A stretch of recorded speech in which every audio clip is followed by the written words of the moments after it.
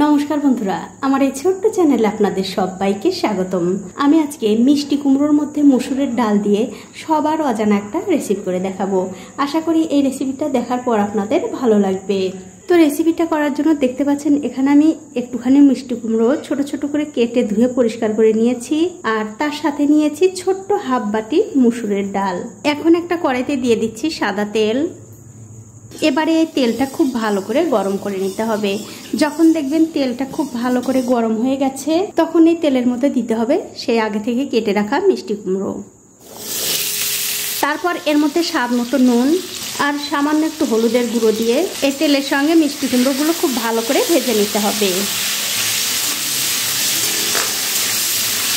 দেখুন মিষ্টি কুমড়ো কিন্তু খুব ভালো করে ভাজা হয়ে গেছে। আর মিষ্টি কুমড়ো ভাজার সময় কিন্তু বন্ধুরা একটা জিনিস অবশ্যই খেয়াল রাখবেন, মিষ্টি কুমড়ো যেন একদম বেশি গলে না যায়, সেই দিকটা খেয়াল রেখেই কিন্তু এই মিষ্টি কুমড়োগুলো ভেজে নিতে হবে। দেখুন মিষ্টি কুমড়োগুলো কিন্তু ভাজা হয়ে গেছে। এখন আমি এগুলো তুলে অন্য একটা পাত্রে রেখে দেব। মিষ্টি কুমড়োগুলো তুলে নেবার পর ওই তেলের মধ্যে আমি ভেজে নেব কিছু চিংড়ি মাছ। এখানে কিছু চিংড়ি মাছ নিয়ে নুন আর হলুদ দিয়ে মাখিয়ে রেখেছিলাম, সেই মাছগুলো দিয়ে ভালো করে ভেজে নিচ্ছি। দেখুন মাছগুলো কিন্তু আমি খুব ভালো করে ভেজে নিয়েছি। এখন এই মাছগুলো আমি তুলে নিচ্ছি। মাছগুলো তুলে নেবার পর ওই তেলের মধ্যে আমি আরও একটু তেল দিয়ে দিলাম। তারপর ফোড়নের জন্য দিয়ে দিচ্ছি তেজপাতা, শুকনো লঙ্কা, 2 টুকরো দারচিনি, 2টো সাদা এলাচ, আর দিয়ে দিচ্ছি 1 চামচ গোটা জিরা। এবারে তেলের সঙ্গে এই ফোড়নগুলো একটু ভালো করে ভেজে নিতে হবে।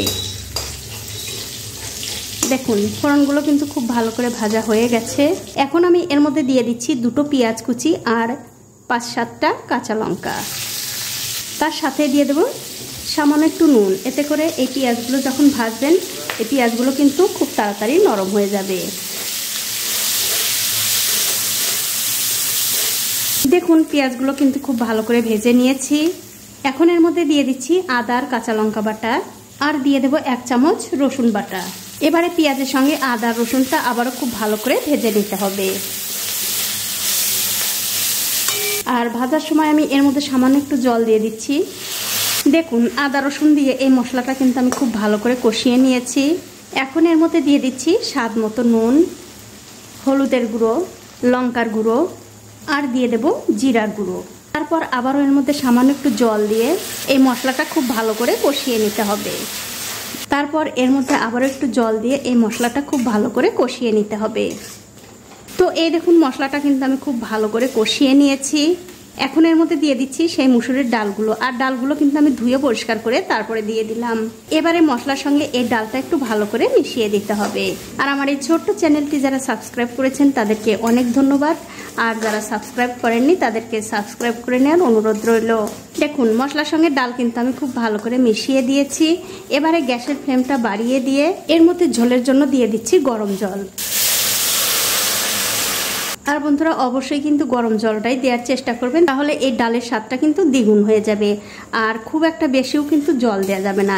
এবারে আমি জলের সঙ্গে ডালটা ভালো করে মিশিয়ে দিয়ে একটা ঢাকা দিয়ে এই ডালগুলো একটু সেদ্ধ করে নেব। দেখুন একটা ঢাকা দিয়ে 4-5 মিনিট সময় ধরে এই ডাল কিন্তু আমি খুব ভালো করে রান্না করে নিয়েছি।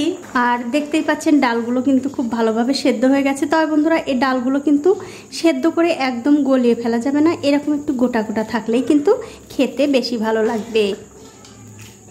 এখন আমি এর মধ্যে দিয়ে দিচ্ছি আগে থেকে ভেজে রাখা সেই চিংড়ি মাছ আর মিষ্টি কুমড়ো। এবারে গ্যাসের ফ্লেমটা বাড়িয়ে দিয়ে চিংড়ি মাছ আর মিষ্টি কুমড়ো দিয়ে এই ডালটা আরও 3 থেকে 4 মিনিট খুব ভালো করে রান্না করে নিতে হবে। দেখুন 3-4 মিনিট সময় ধরে এই ডাল কিন্তু আমি খুব ভালো করে রান্না করে নিয়েছি। দেখতেই পাচ্ছেন ডাল কিন্তু প্রায় হয়েই গেছে। এখন আমি সবশেষে এর মধ্যে দিয়ে দিচ্ছি একটু গরম মশলার গুঁড়ো। এবারে এই গরম মশলার গুঁড়োটা ডালের সঙ্গে খুব ভালো করে মিশিয়ে দিতে হবে।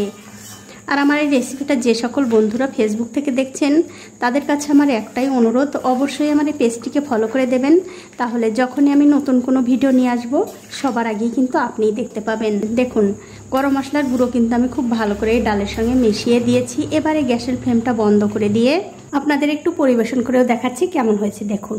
খেতে কিন্তু বন্ধুরা অসাধারণ লাগে। আপনারা একদিন হলেও বাড়িতে বানিয়ে গরম ভাত কিংবা রুটি, লুচি, পরোটা যার সঙ্গেই খাবেন, খেতে কিন্তু দারুণ লাগবে। তো বন্ধুরা, আমার আজকের এই মুসুর ডাল আর মিষ্টি কুমড়োর রেসিপিটা আপনাদের কেমন লেগেছে? যদি ভালো লেগেই থাকে অবশ্যই একটা লাইক, কমেন্ট আর শেয়ার করতে ভুলবেন না।